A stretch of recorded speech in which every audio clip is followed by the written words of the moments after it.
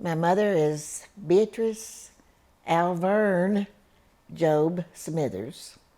That's her married name. My dad's name is James Henry Smithers.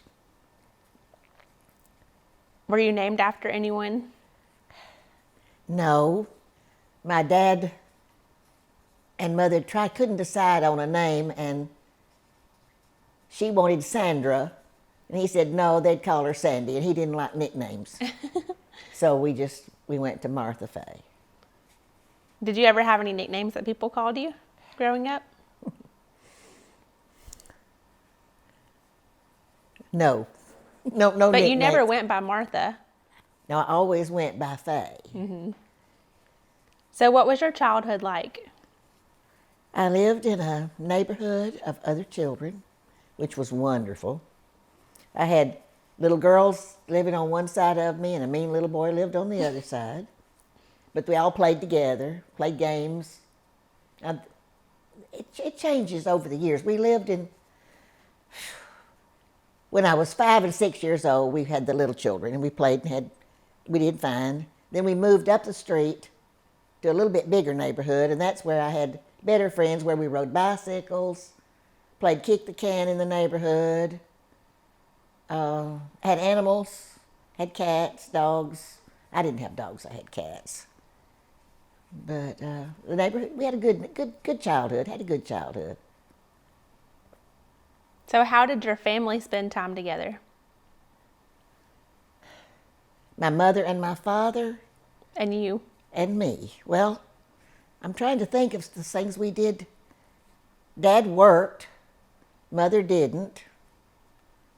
On Sundays, we'd go on drives and drive up in the country and sing songs like Just Molly and Me and Baby Makes Three. And maybe we'd stop and take a walk in the woods and look for little plants.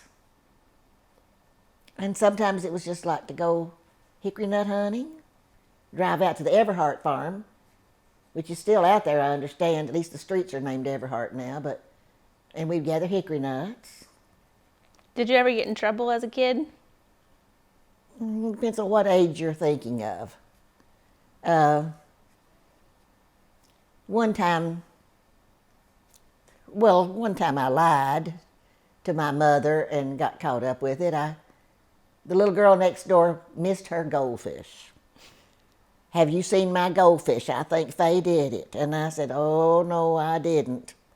Well, I did, but what I had done is I'd gone back to her little pond and played with the goldfish, and it died.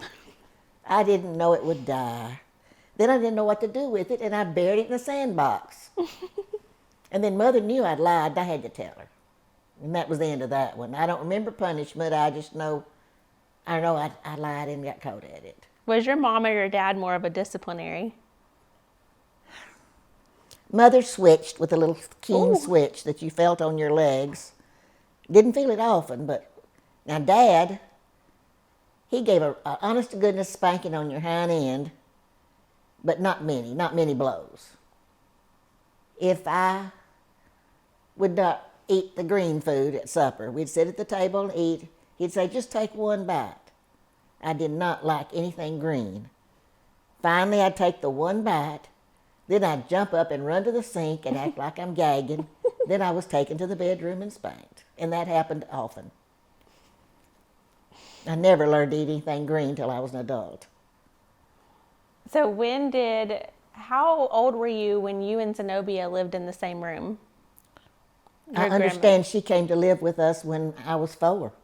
So I've never known a life without Zenobia Job in bed with me, in the room with me. We shared a bedroom all my life. What was she like?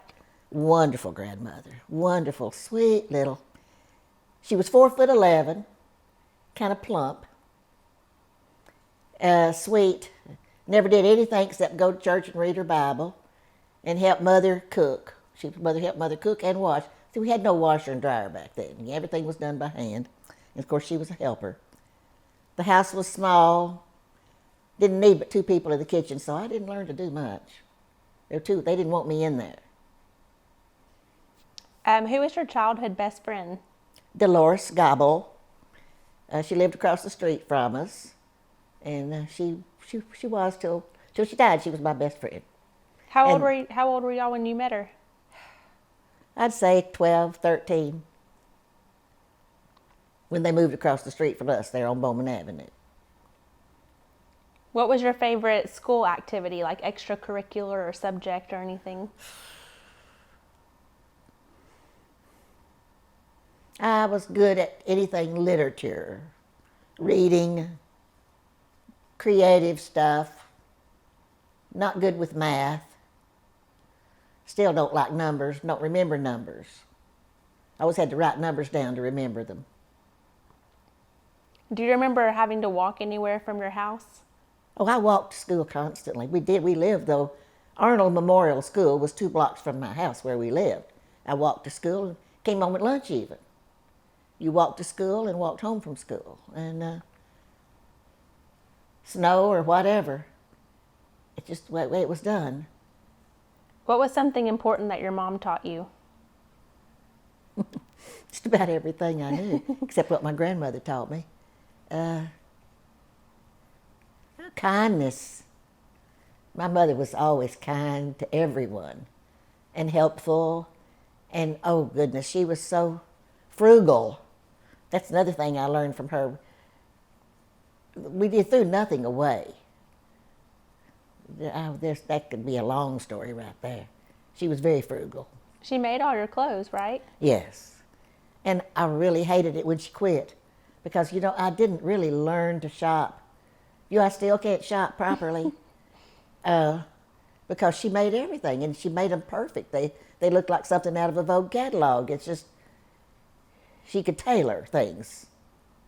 And she made my Barbie dolls' clothes even.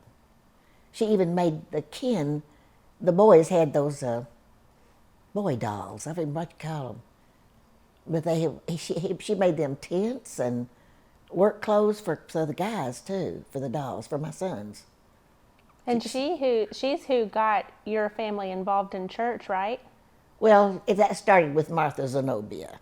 My grandmother was already going to church and walking with me to Sunday school every morning. Now, Mother did not come to Sunday school during those days because Dad was not going to church. But my grandmother and I went every morning and stayed through the whole services. My dad would pick everybody up, and then at night, the lunchtime, my dad cooked the dinner while we were in church. Oh. And that happened for several years, but he became quite an alcoholic and got disciplined for that from his wife and family. And he finally did start going to church, finally. And then by then it became more of they were in church as much as I was, if not more, because we'd already moved away. By the time he's going to church, I was already married. I didn't really have, like you say, the family that was a unit in church for when I was growing up. Do you remember when you were baptized? Oh, yes, I was 12, and I wore a dress. And a little girl named Joanne Sells and she was from Paso, Tennessee. We walked holding hands down to the front. I remember that when we decided at the same time to be baptized. And then I remember walking home in that wet dress. Because, see, church was on Broad Street, and you know how close that is to Bowman Avenue. We walked home. I walked home in my wet dress. That's funny, but I remember it now. Do you remember when you met Papa? To actually meet him, no, I can tell you that, but I can tell you the first time I saw him, I pushed my bicycle down to the shop where he was working for his daddy to have a tire fixed. And I guess I was 12 years old.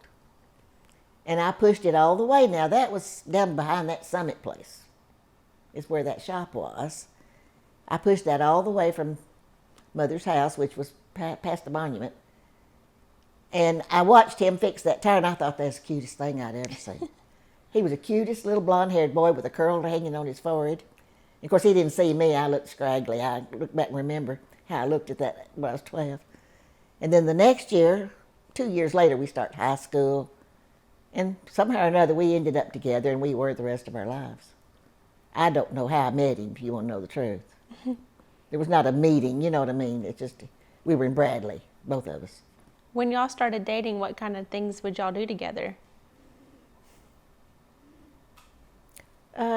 Football games, pep rallies, hanging out at the snack shops. Of course, movies, constantly movies, afternoon and night sometimes. Depends. Then, of course, in the summertime, you've got swimming and boating, and we had everything. Who were y'all's friends together back then in high school? Well, mostly that Dolores and Harry Lee were the best ones. Yeah. But now he had other friends that he was very attached to that I learned to accept them because they had wives too, so we were all right. You didn't have to know everybody perfectly. Did your mom and dad always like him? Yes, never had any trouble with that. Do you have a favorite high school memory? A high school memory from when I was in high school? And where you went to, because we haven't said that. And what? Where you went to high school? Oh, I went to Bradley Central High School. But now today, Bradley Central High School's moved. It was out there where now it is middle school, is where it is now. And now I actually started walking to school. But Don had a big Harley Davidson, and he discovered that if he timed it right, he could pick me up and ride me to school in the mornings. And we had to wear dresses back then, you know. I didn't wear a pair of pants to school ever. Never wore a pair of pants to Bradley or David Lipscomb. We were wearing dresses. And I had to ride side saddle on his motorcycle to get to school every day. But he'd do that every day and take me home. And if he didn't show up, I'd walk. What I mean is there was no reason, no rule that said he was going to pick me up. It's just timing. And you got along with all of his brothers and sisters? Oh, yeah. Yeah, we were all friends all through the years. Through the years. When did you graduate high school? 1950, I graduated from high school. And then spent 2 years at David Lipscomb. And then graduated from Tennessee Tech in 54. Okay. And during that time, you and Papa, did y'all split up for a little bit? Well, during that 4 years, we didn't date. For one reason, I got a scholarship to David Lipscomb. He didn't want me to go. He wanted to get married right then. And of course, Mother and Daddy both said, "Whoa, here you're going to college. You got a scholarship." So anyway, we went. He joined the Air Force. And in October, then on my birthday, I believe it was October the 2nd, he joined the Air Force. So he was gone, and they sent him to England instead of Korea. Now, his brother went to Korea, but he went to England, and he had the easy life. And we did correspond, but we were not dating. And I did date other people, and he did too. We talked about it. And I was sort of relieved to get away from him because he had been such a possessive boyfriend. Mm-hmm. He didn't like it if you smiled at anybody, if you were friendly. You were being too flirtatious. And so I really, you might say, enjoyed my break. But then when college was over, we came back. A young man that lived up at the top of this hill named O.J. Brewer took me to a dance at the Armory. And Don was there with another girl, and he jumped up and ran up to me and says, "Faye, O.J., come sit with me." And I did, and after a while he asked me to dance, and we danced. And then he looked at me and he says, "You still care, don't you?" And I said, "Yes, I do." So that was it. We were dating again within the year we got married. What was your favorite memory from David Lipscomb? Did you do anything fun there? Oh, yes. Trying to remember. Well, yes, we went to Nashville to a Broadway show. We watched that man right out of my hair. That's what she sings in it. I can't think of the name of the, Marie Martin. Martin, it does, "Gonna wash that man right out." I can't believe we don't. Anyway, that was a big deal at the time to get to go to that Broadway show. And, oh, goodness. Pat Boone. He was a year behind me. He was a senior in high school when I was a freshman. and he was dating one of the girls that lived in the dormitory with me. And but he was such a beautiful singer. The church, every morning we had a chapel at David Lipscomb, and the singing was just beautiful anyway. But sometime during the middle of it, here came Pat Boone walking from the back, singing a solo all the way down by himself to the front. And he was just a kid then. He was not a star yet, but he obviously was on his way. It was beautiful. Just the singing at that place was the prettiest thing I can remember. If you can go back and do it all over again, what would be your dream job? Oh, I would still be teaching. I should never have quit. I enjoyed it. How many years did you teach? Well, it's sort of mixed. I taught 2 years at Bradley. I stayed there till they make you quit at 5 months because you're pregnant and you're starting to show. At that time, they didn't do that then. Now you stay all the way. And then after we moved to Chattanooga, I taught Rossville Junior High several years there, and I enjoyed that. Tell us about who you dated while Papa was away. There was really just one young man that I spent much time with. What was his name? His name was Joseph Daniel Gray, and he ended up being a missionary to New Zealand. Yeah, that was his dream, I remember, when we were dating. Oh, I enjoyed it. That year was really a different kind of life. I went with him to preach. He was preaching little tiny churches way back in the country, and the people were poor. They still wanted you to come to their home after the preaching and serve you fried chicken or whatever, and we went. I can remember sitting on couches that were clean but worn, where they had put down clean white cloths before we sat down. Everything's an experience. I had several experiences that I'm glad I had, but probably everything wasn't good there. Nothing's always good everywhere. So when did you and Papa get married? June the 18th in 55.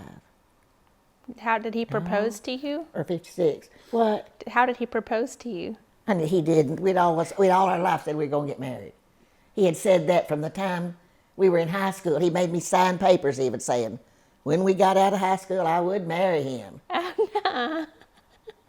Things like that. Yeah. So he didn't ask for your dad's blessing or anything? Y'all just always knew? Well, there wasn't. No, he just always knew. We always knew. Dad always knew. Mother always knew. It was coming. So what was your wedding like? Well, I had wanted to have a church wedding. They wouldn't let me have a piano in the church. Wouldn't let me have music. I wanted music. So I planned to have it at home in the living room at Mother's, this little house. But I got to have my lady came and sang. I don't remember what she sang now, but it wasn't No Promise Me. But anyway, I was married in Mother's living room. She set up the candles and there was just one air conditioner for the whole house, and it was in that little window. So it got kind of hot. Those lights, candles, whatever she had burning behind me was burning. You can tell by looking at pictures. I don't even remember now if it was lights or candles. The house you got married at, was it the little house on Bowman Avenue? The White House, yes. And there was, I guess, 10, 15 people came. We didn't invite a lot of people. But I did have my, excuse me, I did have Dolores and Barbara and Peggy. The best friends were the ones who gave out the little cakes and the punch and all that kind of stuff. We went through the formality of having all those little things you're supposed to have. But it wasn't really what I had wanted, but it was okay. Did your mom make your wedding dress? Well, that's another story. The dress I wore first was, I had a strapless dress that I wore to have for dances at Tennessee Tech. Of course, David Lipscomb didn't dance, but at Tennessee Tech I wore that dress. Well, what she did was she made a lace type thing that went over that. That became my slip to my dress. So then I had the full white dress, see. And I had a little white crispy hat that I wore and little white lacy shoes. Everything looked good. It was pretty. Did y'all have a honeymoon or anything? Oh, yes, we had that. We went to Daytona. We went to Jacksonville and Daytona. And, Papa loved Daytona, didn't he? yeah, we came back nice and sunburned. Only thing I remember embarrassing about our honeymoon was we really got sunburned in Jacksonville. So by the time we got to Daytona, we wanted to go get something to eat. I remember I put on a halter top and the shortest shorts I had. Didn't know anybody anyway. And we were going to this, actually it was sort of like a cafeteria, a place where we went to eat. It wasn't something fancy, but we got in there, and would you believe us, at a town that big, we ran into people that lived on Mother Street. Oh, no. And I was actually embarrassed that they saw me that bare. That was back then. You just did not expose yourself back then as much as they do today. I was actually embarrassed in my shorts and halter, but I was burning so bad. You used to sing a song about short shorts. Oh, you remember that? Oh, we like short shorts. Yeah. It wasn't me. Yeah, there was a song like that. Where was y'all's first home together? We rented an apartment on Ocoee Street in the Byron Apartments that was fully furnished. And we rented it before we got married so we could go get it cleaned up. And the couple that were leaving it were a girl that I had taught Bradley with. So I knew the people. It was a nice little clean upstairs apartment. And we stayed there about 3 months and decided it was too expensive. It was $75 a month. My goodness. And it was too expensive, and we could actually, Mr. Griffith had some little houses out here on Bates Pike that he'd let us have for $40 a month. So we decided to move into Mr. Griffith's little house. So that's what we did. Then we had to buy some furniture too, but he was making $50 a week working for his daddy and paying $40 a month rent. So still we were still better off doing that. And so we did that till he decided working for Daddy just wasn't going to make it. Just like, well, anyway, kind of like what Gary went through with Don. Mm-hmm. Your dad just will not pay you your worth, even though they need you that badly. And somebody came in with an offer to sell him a business in Chattanooga. Oh. Well, my baby was 3 months old, and we sold our stove, our refrigerator, his car, borrowed $500 from my daddy, and we bought the business down there. And Mr. Griffith let him take one of his Griffith cycle trucks to move down there and to stay for a little while till he could afford to buy a car, which is what he did. And Junior, was in the car business, so he could get used cars pretty quickly. So what was Howard's business? You mean his daddy? It was a motorcycle shop. Don's daddy had the Harley shop here in Cleveland for years and years and years. And then his brother actually did automobiles. And so he had a combination there. He could get cars when he wanted them and motorcycles when he wanted them. What was Sally like as a mother-in-law? Very, very nice and sweet and good to me. Spent most of her time cooking, canning. She put up green beans and tomatoes, and she loved her apple trees, so Don planted a bunch of apple trees for her out in that backyard up there, which I understand they've let go, but he planted rows of them up there and stayed sure they were fertilized for her to keep her, so she could have apple trees all the time. It was her thing. She lived right there, Brody. The house across the street from here, that's where her mother-in-law lived. That's so cool. This whole place out here was Griffith Farm. Where we're sitting now was full of cornfields. Shelby should remember that. I She remember gathered corn up here. Yep. Let's see. When you were newly married, did you pick up any new hobbies? As a newlywed. Not really. I can't think of anything I did that was unusual right now. Not unusual. I had started writing, but I had, well, I said I did. I forgot already. Yeah, I took course. Excuse me. I took courses in learning how to write for literature for children's books. I decided that I had too much idle time. I would become a writer. So I took these classes, and they gave you assignment. They'd give you a subject and ask you to write a book on it, and I did that. And so, I wrote short stories. I've got a series of short stories. And I'd send them back to them, and they'd tell me what I did wrong or right. And I did that till I'd finished that course. And then I quit doing that. And I'd always done these songwriters, I write songs too. Poetry and songs, but I still get an idea, you just write it down. Tell me about when you wrote songs for that lady. Well, there was a woman named Louise Shields who claimed she was a friend of Elvis's. And I think I did find out later she was some connection, but she would bring her microphone to the house or wherever we lived and have me sing songs into her. She would record it, take it home, and she had someone who wrote the notes because I couldn't write the music. But I could carry the tune, and I wrote the words. And maybe she might say, next week, see if you can find something that has the word truth in it. Well, I'd worry all week to have a song that had the word truth in it. And I'd try to think of a poem or something that would work. And if it did, like I said, I've got a book full of those too. Just songs I wrote. But sometimes she thought they were going to be recorded. She swore up down they would.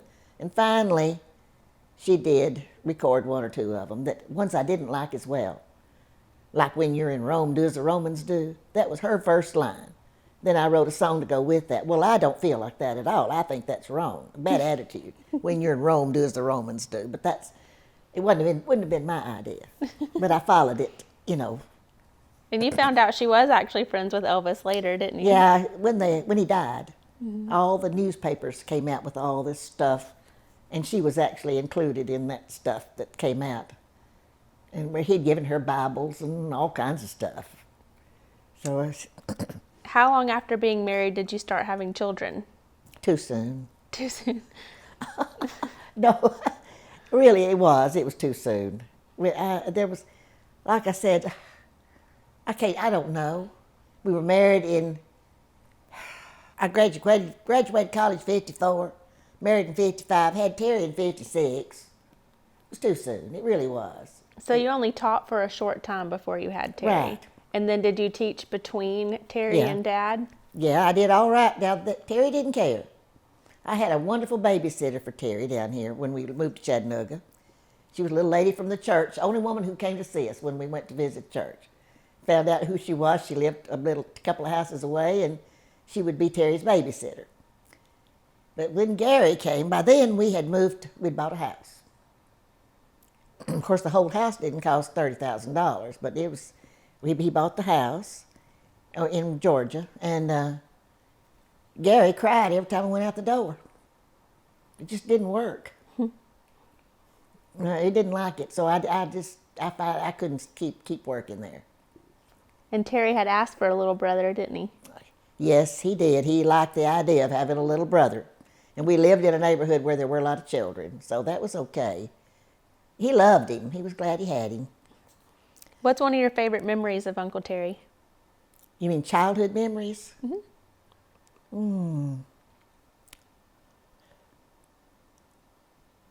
Well, I remember Gary standing in the sink. There's two different things. All right, with Terry, we're going back to Terry. We let him ride the school bus. Started the school. He was going to ride the school bus home. Took pictures of him standing in front of the bus with his little kit, little bag. Well, when time came for him to come, he didn't come home. I'm about to panic. I get a phone call. They just got through seeing Terry running down Lakeview Drive, chasing the bus. I get my switch and I start up the hill. I'm ready to get him. Well, by the time I saw him, I was so relieved he was alive. Of course, I didn't spank him. And he had left his bag on the bus, and that's the reason he was doing that. But we never let him ride the bus again. After that was his last trip. But Gary, standing in the door, when he'd see Terry coming, if it's raining or whatever it was, Terry still had to walk home, you know. He'd be standing and Gary'd be in the door saying, "Bubba, get wet. Bubba, get wet." They loved each other, in other words. That's sweet. What was Papa like as a dad? Don, you're referring to Don's not Papa. See, in my mind. Okay, Don. what kind of a dad was he? Very strict, disciplinarian. Ben reminds me of him. Well, that's going to go to everybody too, isn't it? That's not bad. It's all right. But he's a strict disciplinarian. Stricter than I was, that's the point. Did being a dad change him? Like, did you notice a change in him when he had kids? Not necessarily. I mean, I like I said, he was always a little bit strict about everything. I told you he was strict about me and who I talked to. So I guess that was his personality. What was his. And he takes care of what's his. He was dependable that way. What was y'all's favorite thing to do as a family now? When they were kids, when Terry and Gary were kids. Well, the lake was a wonderful place. Parksville Lake was really great for boating, swimming. They learned to water ski up there. I did too. Learned to water ski myself up there. And picnicking. Oh, camping. We camped on the weekends a lot. And then, of course, eventually we camped. You'd go camping, and there's no place to cook without building a fire with rocks. We do that too. Then people started buying campers that had everything in them. And then we bought tents. We tried that. We tried sleeping on the ground on quilts. Finally, Don just gave up and built a cabin. So that way we had everything we needed contained, and we used that for years. Of course, everybody did after we once had that. It was a good thing to have on that Ocoee River. Don loved the smell of that river. We used to go driving, and he'd stop, and he'd say, "You smell that?" He could smell the river, and he loved it before we ever did that. It's funny how you associate smells, but you do. I remember the cabin and the way it smelled. Yeah. Were you a wife that cooked every night? A what? Did you cook every night? Probably. I'd say to start with, I was a 3-meal-a-day person. Breakfast, lunch, and dinner. And then, of course, after he had his shop, the lunch part ended. But I always did cook the evening meal, yes. We hardly ever went out to eat. Now, Sunday, maybe after church. That was about the only time people would go out to eat, and then we did. There weren't that many choices of where to go, but we did. Where'd y'all go on vacation? Mostly Florida. Daytona Beach every March because it was race time. And then after he discovered this place in Hernando Beach, his brother-in-law bought the house. He bought that place for $30,000. And then after a few years, Jerry decided he needed a little cash flow. Now, Jerry was a real good businessman. He ended up with having 5 grocery stores here in the area. But he had a cash flow one time, and he asked Don, says, "Would you like to buy half of this place?" Don said yes, so he bought half of it from him. Well, after a while, his wife, Jerry's wife, Iva, started having so much back trouble. She'd had all kinds of surgery. It was beginning to hurt her to travel. And she didn't want to anymore, so she didn't want to go. So he says, "Well, would you like to just buy the whole thing?" And Don says, "Well, yeah, he would." "Well, you can have it if you'll take the boat, too." Well, he had a monster boat that Don didn't want. But he finally talked him into taking it because he wanted the house. So he did. He bought the house and the boat. So, you know the rest of that story. We spent a lot of time down there then after that. So whenever you traveled overseas, that was before y'all were married, whenever you were going to visit Papa, or no? No. The traveling overseas was after we got into doing a good job in his job in Chattanooga with the shop. We had a company called Triumph Corporation that was selling Triumph motorcycles. Well, he was obviously a very good dealer, and they gave him a trip to Europe. Well, we got to go to Paris and London, and we spent time in both places. It was a wonderful trip. You had charter plane there, you had everything paid for there, you had charter plane coming back. They woke you up to give you brandy in the middle of the night. It was really that how expensive. They threw money away. Well, you know, the company went out of business after that. And we could see why. Spent the money they spent on all of us. That was one of the trips. We were also given a trip to Japan by Honda and a trip to Hawaii by Honda. We did some good traveling, and it was nice. It was fun. The children were not children anymore. I guess we trusted a lot of teenagers to stay home when we went. What's the favorite place that you visited? I loved England, I believe. I actually enjoyed it more. But now, to be pretty, Hawaii was beautiful. And we did see the place where Elvis came down the river, you know, singing in the boat all the way. They showed all that stuff from some cultural center. It was beautiful. But for myself, just to have had a good time. For one thing, Don wasn't into swimming or the beach or anything like that. No interest at all in that kind of thing. We were more observing when we were in Hawaii. Depends on who you're with for things, too. But we actually enjoyed London. And he remembered, see, he had been in London all those years, working and living in the service. So he knew where everything was, and he enjoyed showing me where their base used to be, and we got where the subways and all these things. It was more interesting to him, too. So I think that's one reason I enjoyed it, because he enjoyed it. What was Uncle Terry like in high school? High school? Well, he was in ROTC and had to wear a uniform ever so often. Did he ever get in trouble? I understood he took this motorcycle down the halls, but now I didn't see it. The worst trouble he got into was my fault. They had what they call a redneck day. Called Redneck Day. And I remember he had this old sleeveless vest that hung way down that looked sleazy. He loved it. Had big pockets in it, and he was going to wear that. And I said, oh, somebody had left a 6-pack of Michelob out at the corner of they did that a lot at our house. They left their beer at the corner of Mission Oaks because probably couldn't take it home. And they just parked it there. Well, I had brought that inside, so I gave him that bottle of Michelob to carry with him to school that day. Now, wasn't that smart for a school teacher?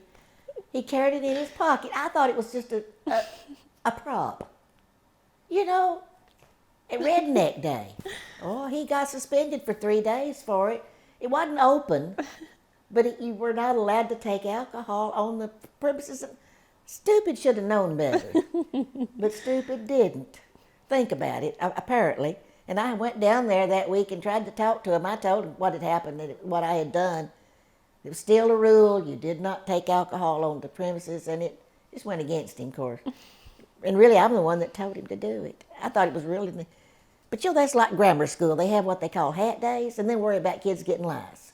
There's certain things that the school itself does that could be a problem. In this case, I thought Redneck Day was. It was all their fault. So what was Dad like in high school? Popular.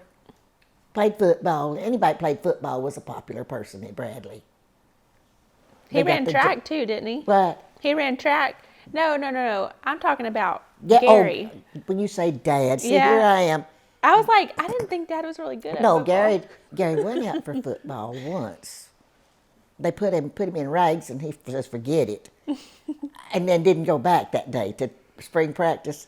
But the reason though was we moved right in the middle of the season. The season they had already started spring practice. They'd already given out uniforms. The guys had already been playing. When he decided to go over there and say, "Well, I'm gonna sign up too." Well, by then they had a couple of rags left, and nobody even was giving him any attention. He just left. But no, he did a few things like running track and wrestling. He won't admit to the wrestling. He doesn't like it, but he did some of that too. Because I watched him, so I know he did. But in high school, he was a good student, made good grades. In fact, he was so smart, see, that he finished in 3 years instead of 4. So, and he says now he wished he had stayed so he could have that senior year. But at the time, he was ready to get out and work and start earning money. Did Your he dad ever always get in thought trouble? about earning money, Yeah. and he was going to somehow or another. And he proved himself. He did. Did he ever get in trouble in high school? I don't remember him ever nothing like that. No, I'm afraid his older brother did enough of that to make up for both of them. What do you think whenever Dad started racing and him and Terry would travel across the country? Were you nervous, or did you like it, or what? Neither. It was okay. Yeah. Certain things you accept in life. Did they call while they were out? Some we didn't. It wasn't like, not to the extent that David would be expecting people to check on. No, it was accepted. This was motorcycle business. It was just accepted. Yeah. It's just What was different about your two boys' personalities that you found amusing? amusing. They're a whole lot alike, whether they won't admit it, but they're a whole lot alike. I don't know that there is so much difference. Yeah. It's just that Gary's decisions appear to have worked out better for him than some of Terry's. Some choices that were made were not. Well, I would have changed some of them if I could, but mothers don't get to do those things. Who was your best friend in adult life?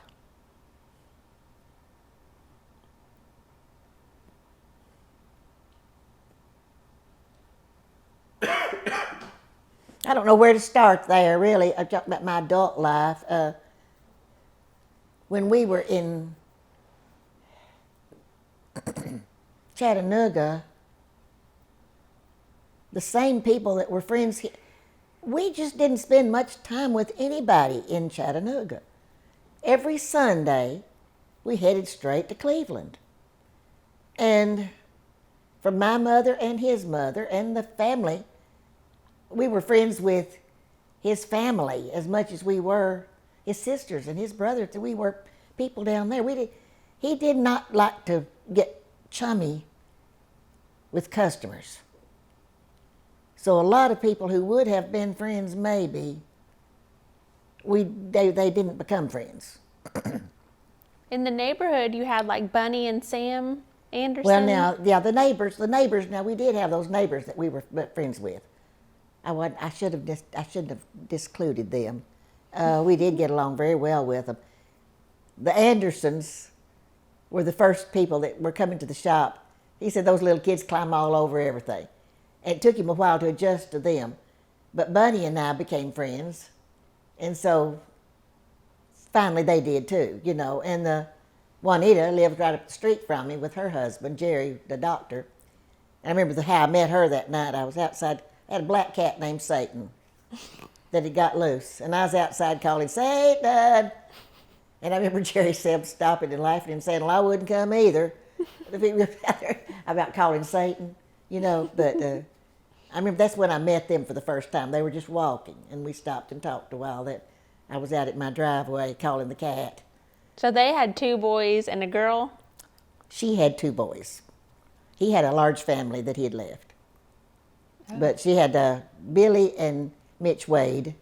Mitch was Gary's age. Billy we didn't see much of.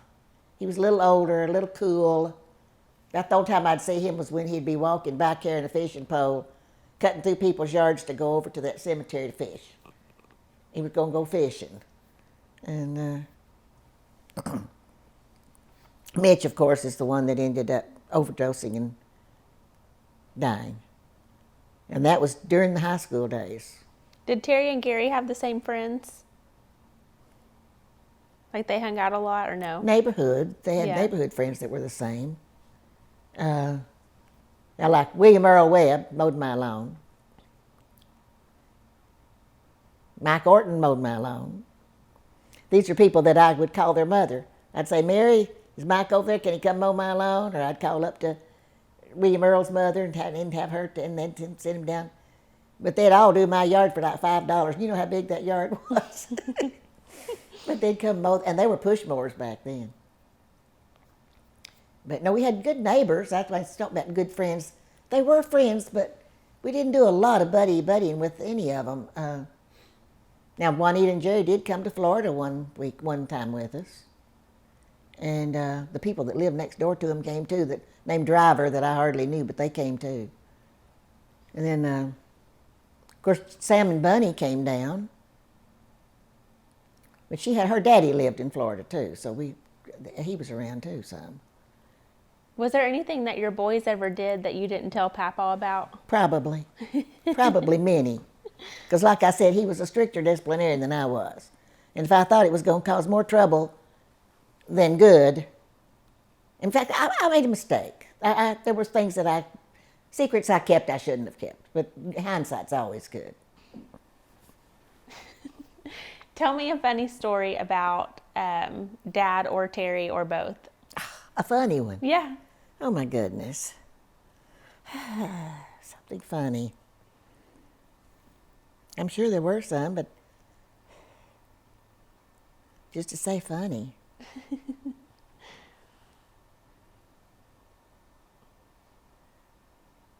It's okay if you can't. Not think funny. I can think of things now, like the backyard. There used to be on Caledonia. That backyard was where everybody came to play. And I remember the baseball game was going on there one night. Gary was standing right behind Terry. Terry takes that ball bat to hit the ball. Instead, he hits Gary's head. We had to take him to the hospital that night. With a knot on his head, but I said, that's something they talked about and laughed about later. But at the time, he'd say that Terry put that knot on his head, And he did, but it was an accident because Gary was standing behind him when they did the thing. But it wasn't really all that funny. It's hard to think of something really funny unless it just accidentally happens when we're talking. Yeah. Because I don't.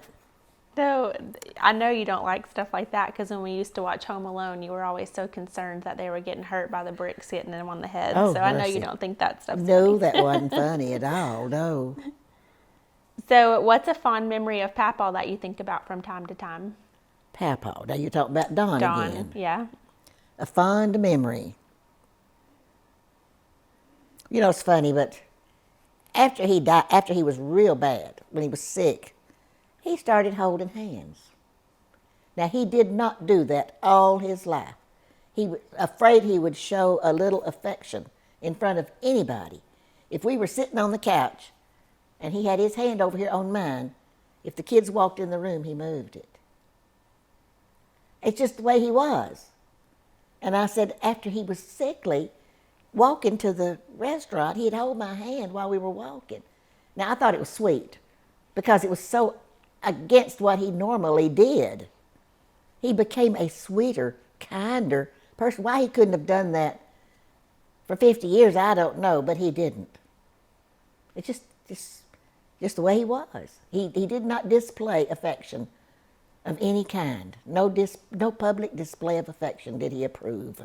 It's interesting that, like, in suffering, you can look back on that time and that be a sweet memory for you. It was actually a sweet time. He was actually nicer. But I've been told several other things, too.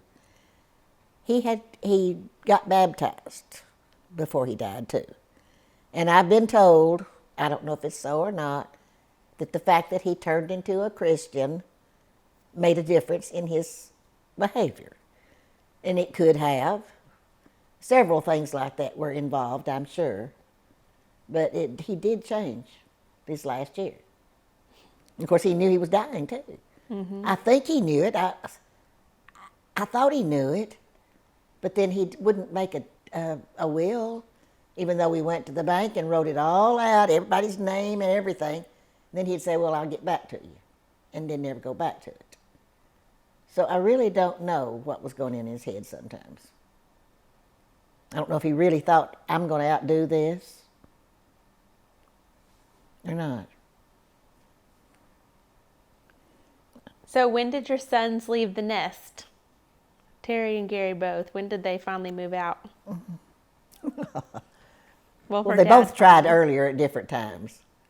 But to actually stay gone, I don't think they ever completely stayed gone. Let's just tell it like it is. Yeah. No, I mean, really, in some form or fashion, one's in or out all the time. And my door was always open. It always would be. You know what I mean? There's no, never say they just left the nest to begin. I know, I think Gary actually tried at an earlier age than Terry did to do it for a little while. We moved into with a friend it didn't last a month or two. He couldn't live with somebody like that. Another guy, it didn't work. He's back home. And Terry, he had a hard time. Some of his choices were not always wise ones, and you can't change them. It's done. You can't change choices that we've made in the past. Do you remember when Terry told you were going to be a grandmother? Terry, now you're talking when Terry told me. The first time with Crystal?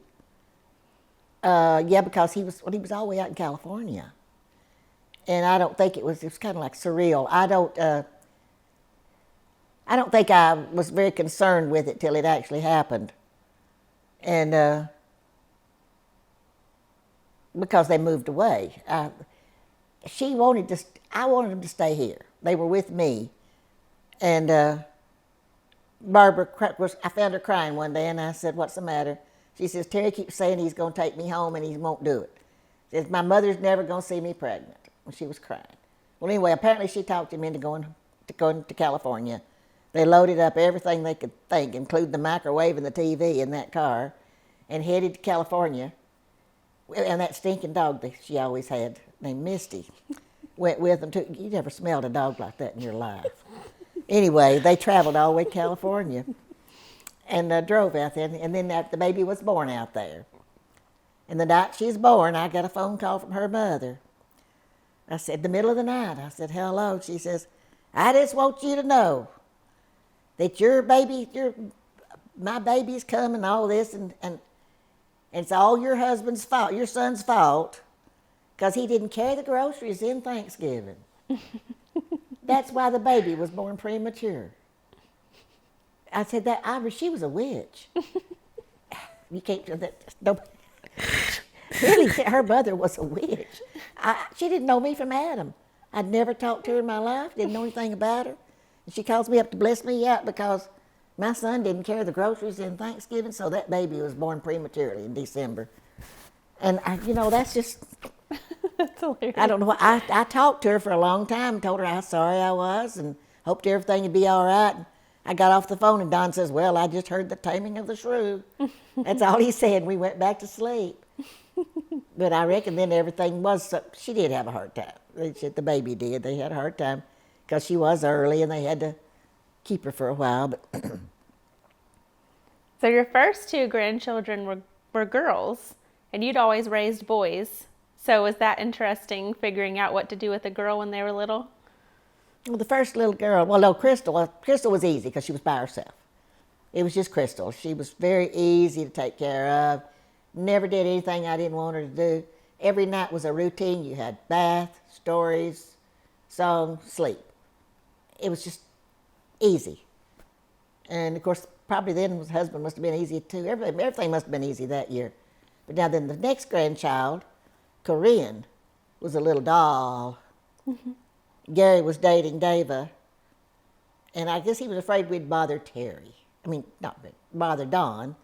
And so when he'd come over to the house, it'd take her downstairs with them. They'd go downstairs where there was TV down there too, and they'd watch TV down there and not bother me and Don up here. But Corinne was smart. She learned that there were toys in that house. She knew what Crystal had. She'd get halfway there and stop at the door and look back at me and say, "Bring me the so-and-so." Bring me the so-and-so, whatever it was she wanted, the toy that she knew was up there. And then she'd go on down with them. After a while, I'd see to it that she got it, or carry her a baggie full of cut-up apples or something. I loved having her around. And then after a little bit of that, Gary finally realized, I guess, or David did too, that I meant it. And they got to where they would let her come and stay with me. That didn't happen for a long time. I think they had to realize that's what I wanted, that's what she wanted, and it was okay. But it worked really well. Then, of course, you know what follows. Every one of you follow after that. We ended up getting some more grandchildren. So me, Corinne, and Jeff used to always come stay with you during the day.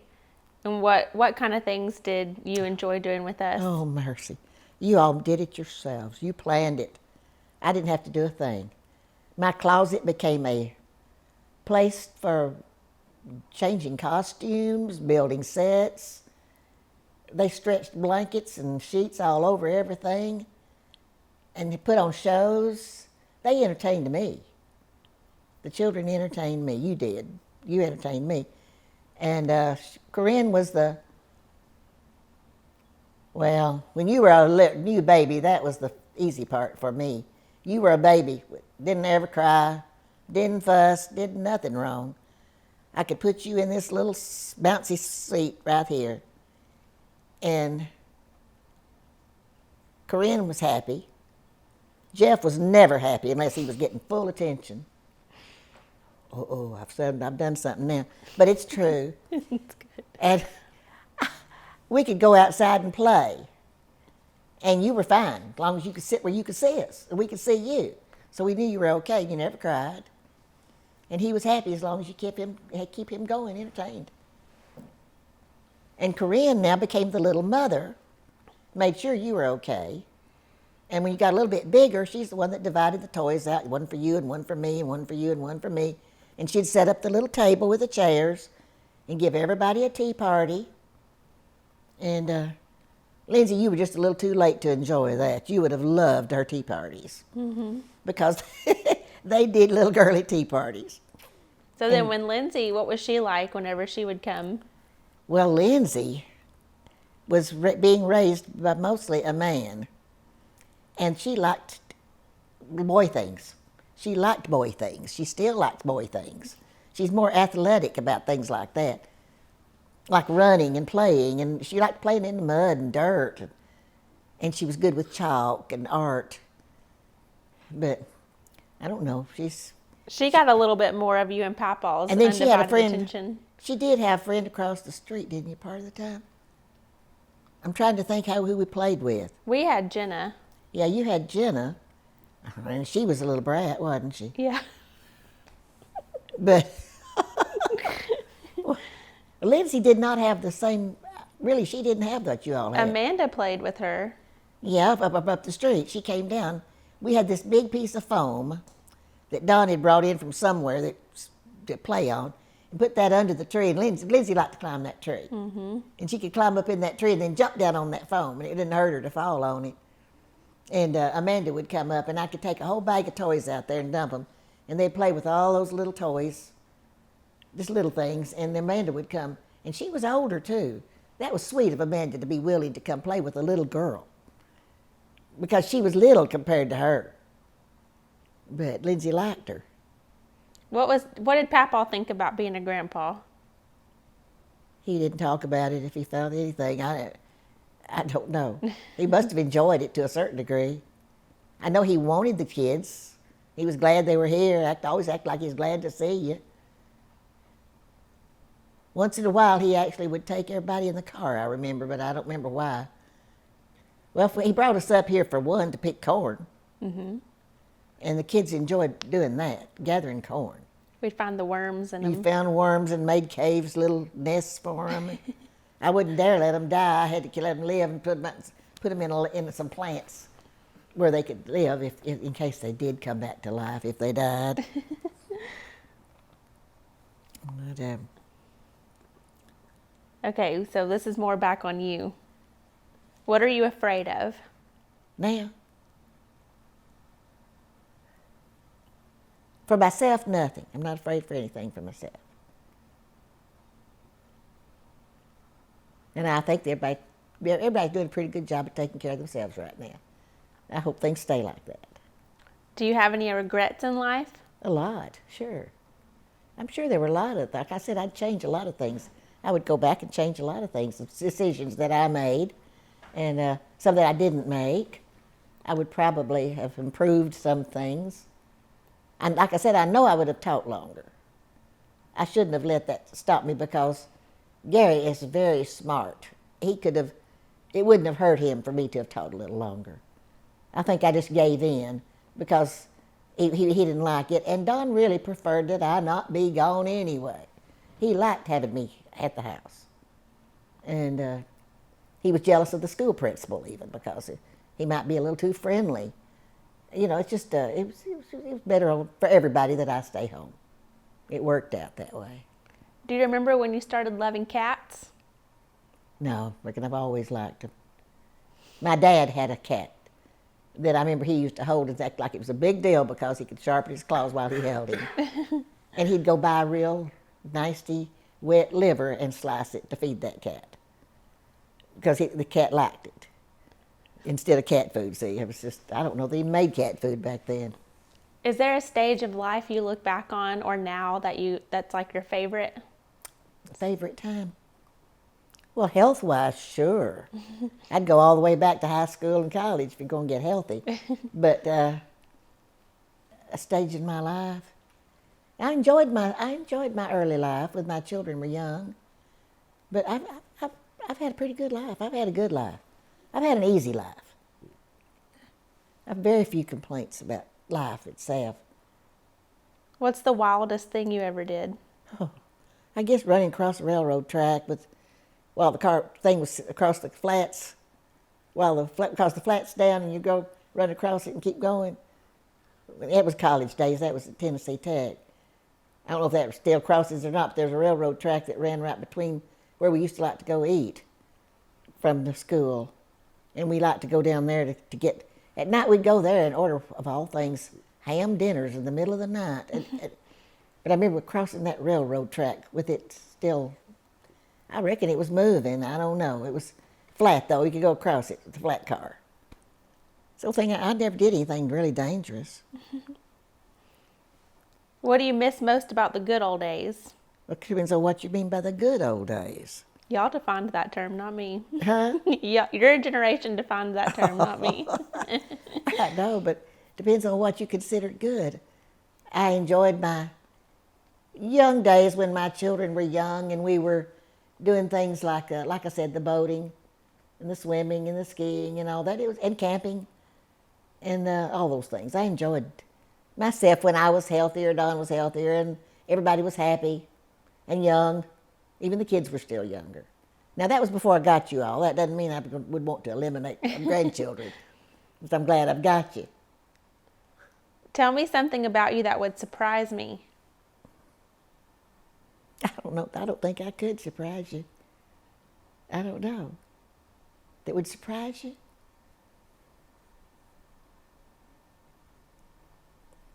Not really. I can't think I know you too well. I think you do. Lindsay might can tell you something I've done that I don't want everybody to know. Do you know something that everybody ought to know? I mean, I really don't know something that would surprise you. That's okay. What's your greatest gift in life? I'm good with words.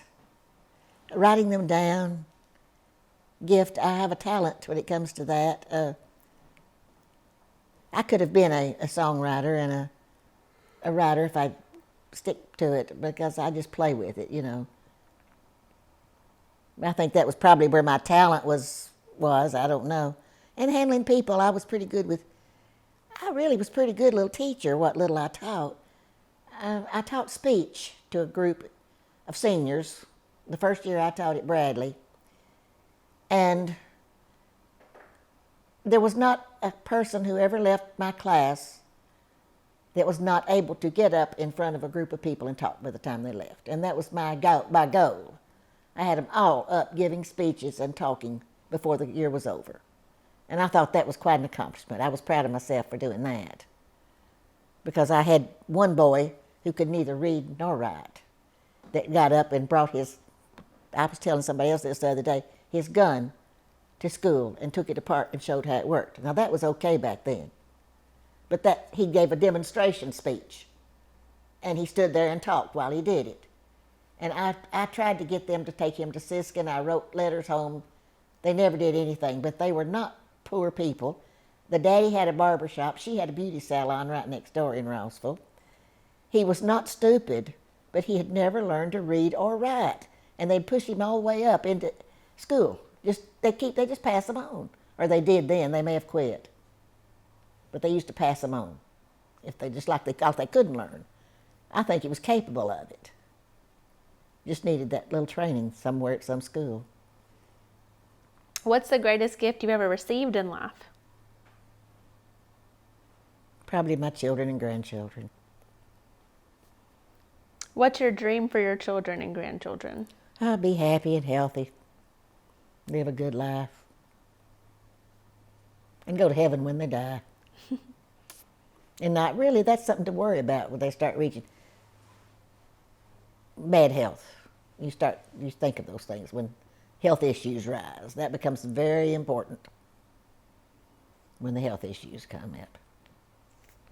What would you consider was your biggest adventure? Adventure? Mm-hmm. Oh my.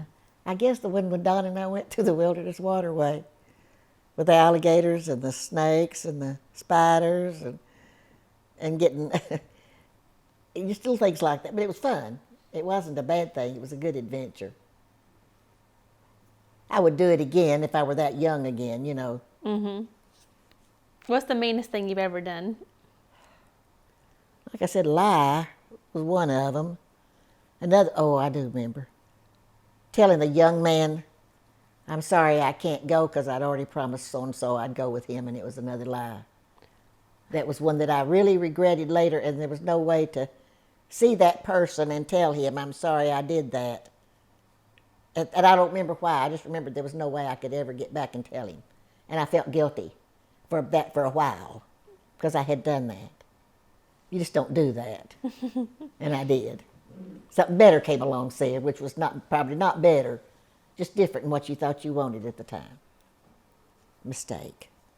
What's one thing you want your family to know?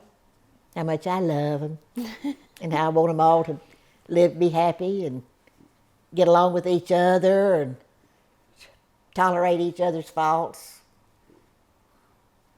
and learn to embrace it. It's just part of life. Anything else you want to say? Is there anything I should say? Except I love you, all of you. What advice would you give to your kids and grandchildren? What advice? Mm-hmm. Starting right now? What I'd want them to do? Just something to know for life that you've learned through your life experiences or... Well, one is not to judge. Don't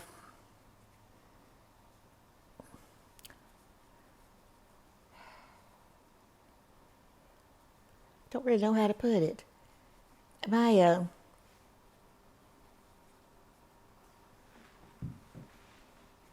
It's too low. It's taking it too long to think it out. Advice to the future. Just be kind, be good to everybody, treat everybody the same, treat other people the way you would want to be treated. Would you accept this if this was happening to you? Then don't do it to the other person, even if they deserve it. This business, like he was saying, be kind. Being kind is the main thing. Be good.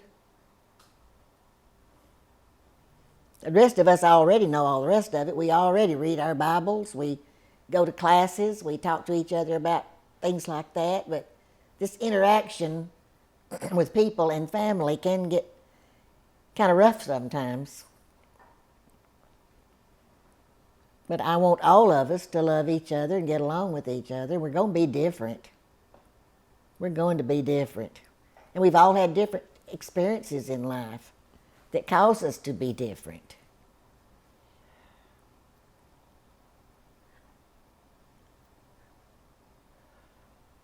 Today's young people see more than I ever saw. And you see it in daily life and on television. And Lindsay's seen more than I would have ever thought about seeing at her age. It's hard on you to know so much sometimes.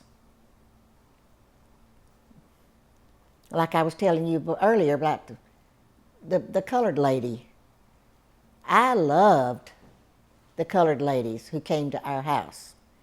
Now, they didn't charge much, but they had to actually take dry starch in hunks and boil it on the stove, make a liquid starch, dip the clothes in them, hang them out to dry, bring them back in, sprinkle them down, roll them up, stick them in the refrigerator to stay moist before they could even be ironed.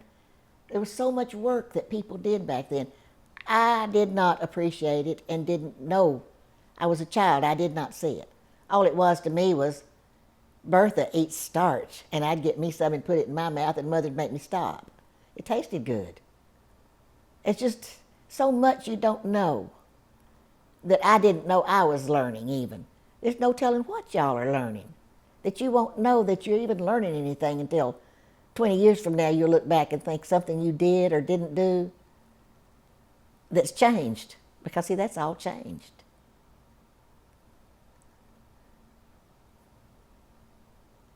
Christmas I didn't want another doll. Mother made new clothes for my doll. Everything's changed. Y'all, nowadays, there's so much stuff at Christmas that it's not even appreciated. So there's no way to say. See, I could talk all day. I like it. I know, but you don't want everything, I think. Yeah, I do. It's just, there's just so much further you can go with it.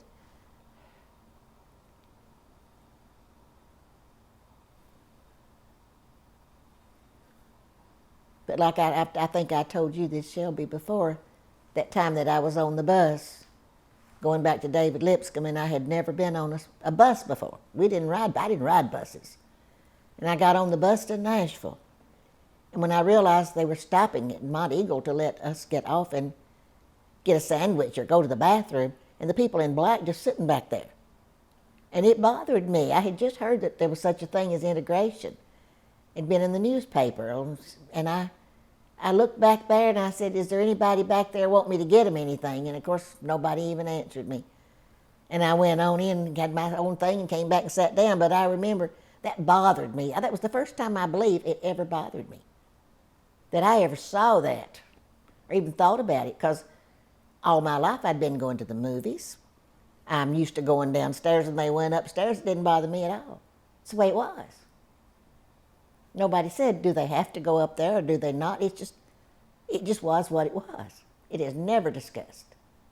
I never heard anybody say, I'm better than they are or worse than they are. It's just the way life was. But until I saw that movie, The Help, that was very much true to life. The whole movie was. Even to the people resenting it, I'm sure they did. We didn't see that, see. I never saw anybody resent me. I looked forward to seeing this girl coming down the hill that was walking to come to our house. I'd run to meet her. Sometimes I even fell and skinned my knees in the gravel, because it was gravel road back then, when I'd be running to meet her, because she was good and I liked her. So, who knows? It may change again in another 10, 20 years. They probably will.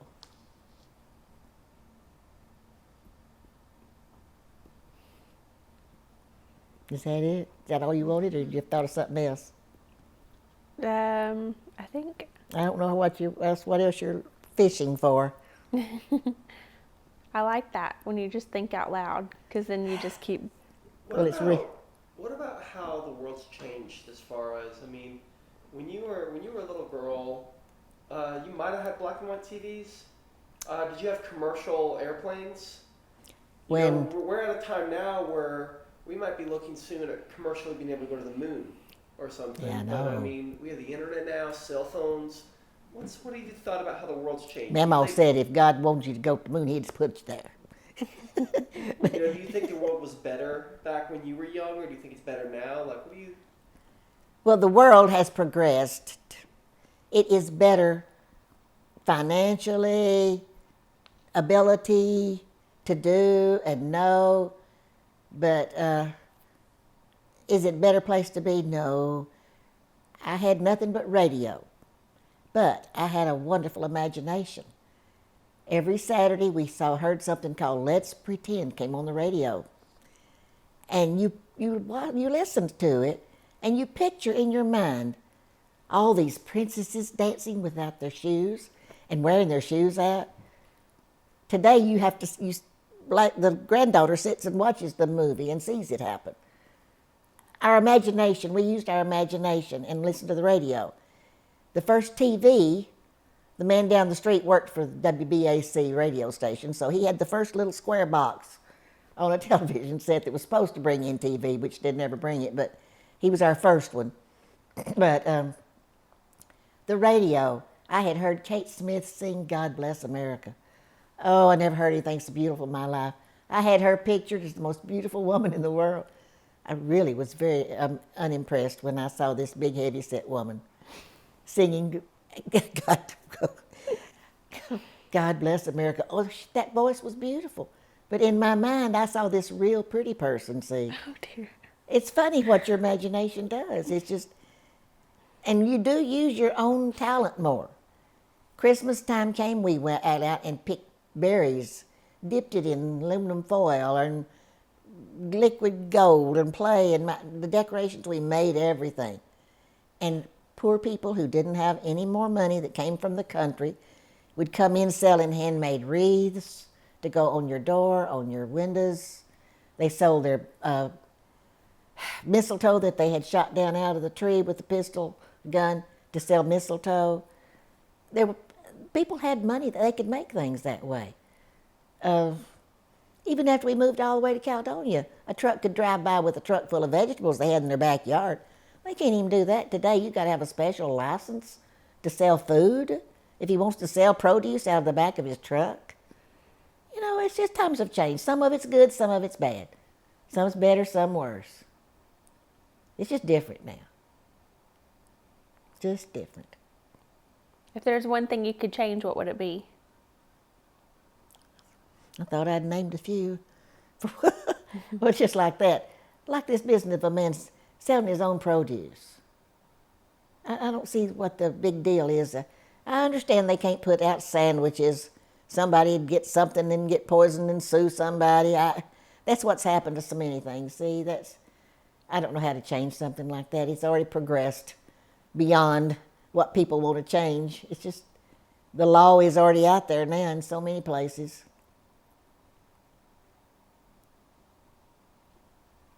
You're bound to have forgotten something you want to know. Well, you used to go through the woods too and gather huckleberries and eat them. I bet you wouldn't find any today. They about stripped them. People. We used to go find salamanders in the creeks. Now they just stop up the creeks. Like this one down here was a creek. This was a beautiful creek through here where this lake is now. Mr. Griffith had that dug out himself. He wanted it dug. But there were 2 or 3 wet weather springs through there that were really good springs. Mama used to put the watermelon in there to keep it cold, see, till time to eat it. But all change is not good. You kind of look back and some of the memories were pleasant that were the other way.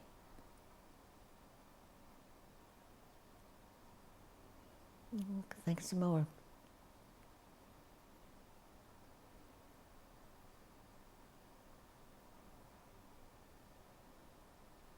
That makes me think of when Mom and Dad, Mom told me that one of their most pleasant memories was when they didn't have any money and just lived in a little house and were super excited when they finally were able to buy a TV.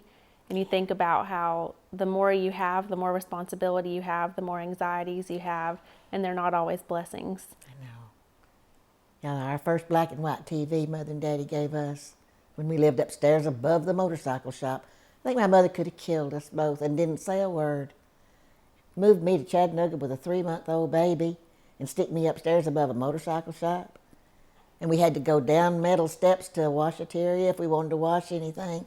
That's when she got me a washer and dryer too. Because Don, if he sold a bicycle, he'd take that money and go buy another one, or buy two. Then the next time he'd have two to sell.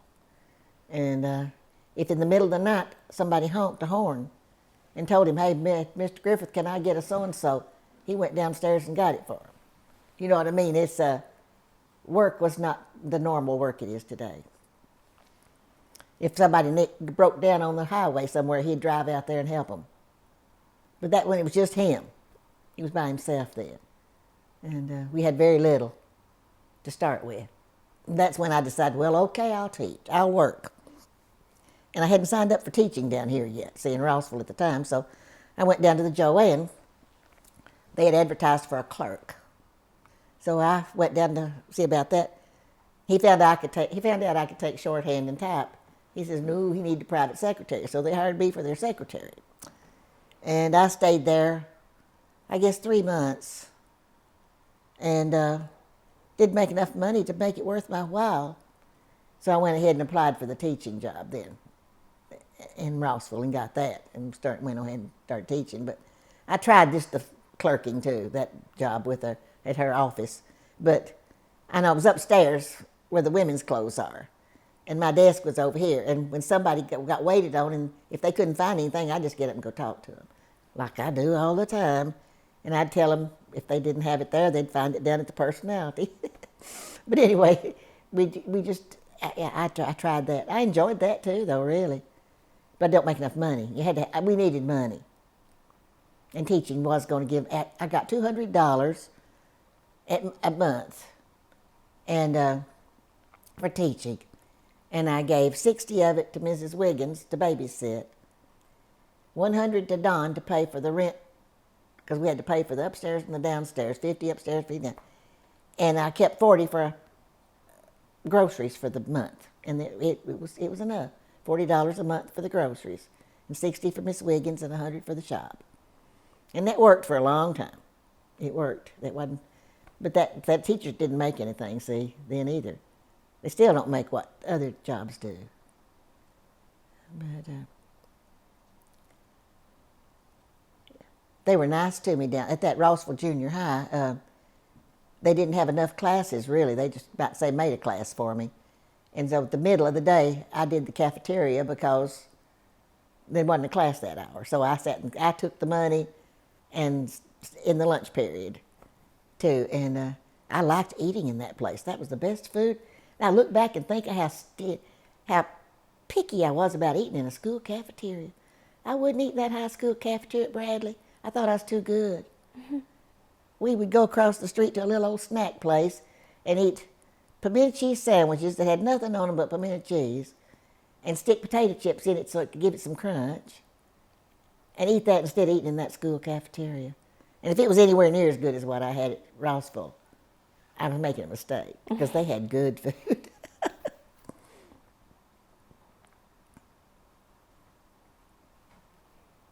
Those ladies, there was always a lot of food left over, and they would take a lot of it home. They were not wealthy people. These were cooks that cooked in that kitchen. The neighbors observed it, I reckon, and complained to the county, and they made them quit doing it. They had to start throwing it away. You're just not supposed to take food out like that. It was just, then you had too many rules, you know? You can have too many rules. There wasn't a thing wrong with them taking that food home. They knew it was still good. They'd have to throw it away.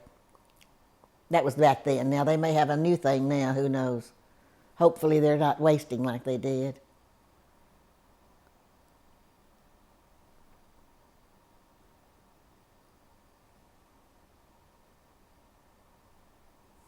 Anything else you can think to ask? No. You, Lindsay? Okay. Did you enjoy this, Mom Faye? It was fine. I like to talk. I know. I always like to talk. I know. I hope I just didn't say anything that would hurt anybody's feelings. In fact, I avoided several things that I could have said that I didn't on purpose because I didn't want to hurt anybody's feelings. You're funny. Well, really, you don't want to say too much. And I don't mean your all's feelings. I mean people you said are going to be listening. We don't have to give it to anybody you don't want Oh, to I give know it to. that. I know that. I didn't say anything that wasn't so that's no problem.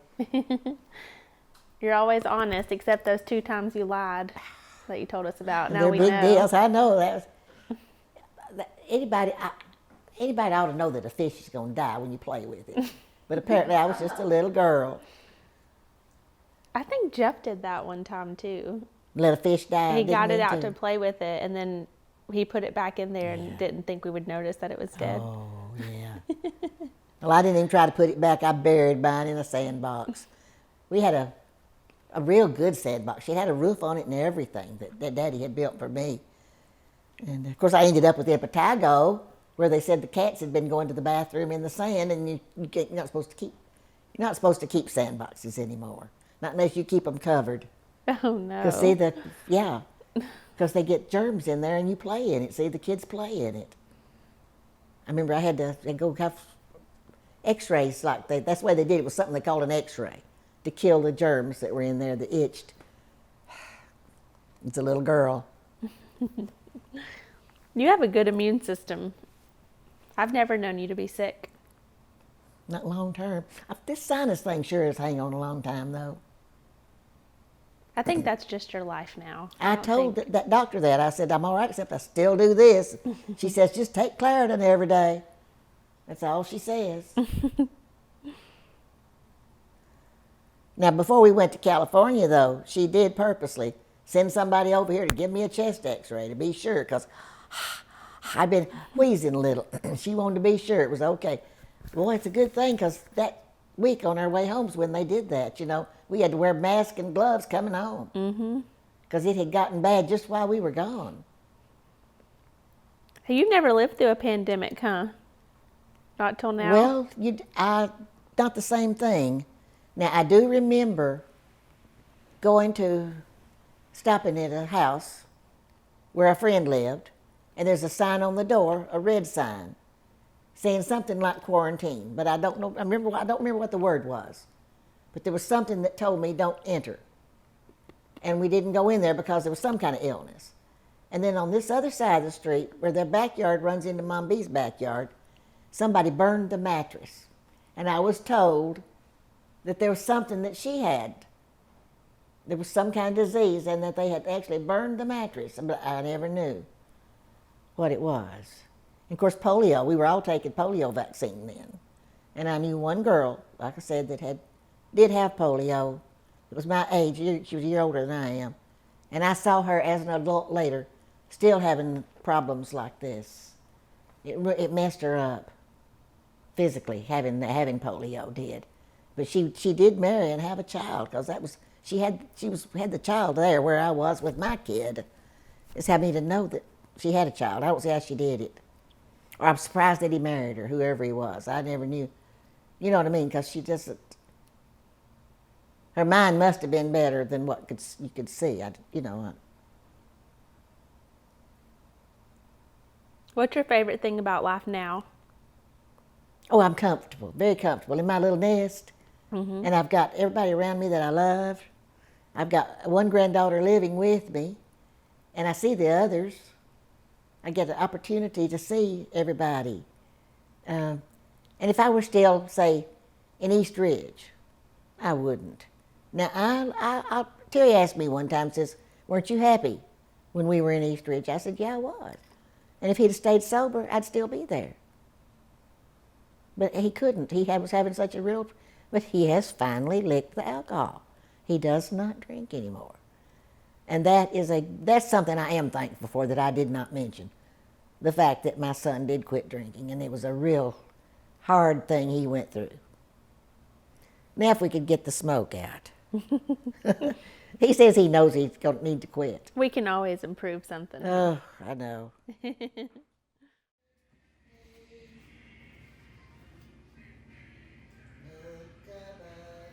Jesus completely saves. He will lift you by his love out of the angry waves. He's the master of the sea, billows his will obey. He your master. still wants to be saved today.